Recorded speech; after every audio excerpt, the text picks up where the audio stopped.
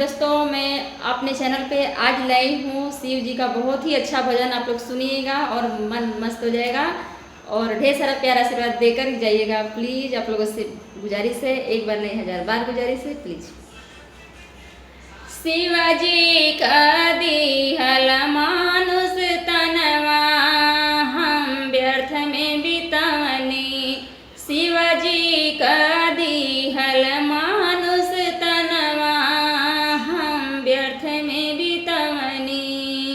व्यर्थ में बितावनी हम व्यर्थ में बितावनी हम शिवाजी का दिहल मानुष तनवा हम व्यर्थ में बितावनी।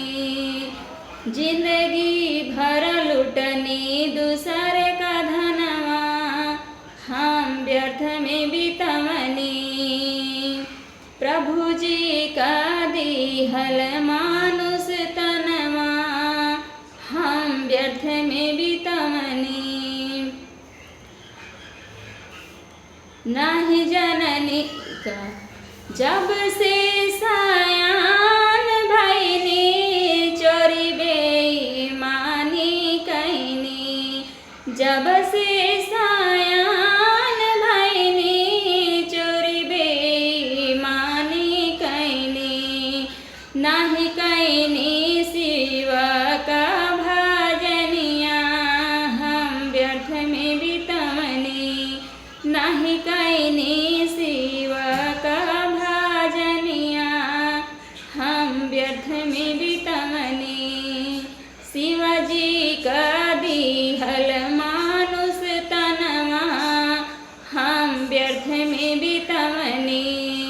शिवाजी का दिहल मानुष तनवा हम व्यर्थ में बितावनी। जब से सायान भैनी पाप छोड़ पुण्य नहीं कैनी। जब से सायान भैनी पाप छोड़ी पुण्य नहीं कैनी। जिंदगी भर बनवनी महलाली सनवा हम भजनियों न कैनी। शिवाजी का दिहल मानुष तनवा हम व्यर्थ में बितावनी। शिवाजी का दिहल मानुष तनवा हम व्यर्थ में बितावनी।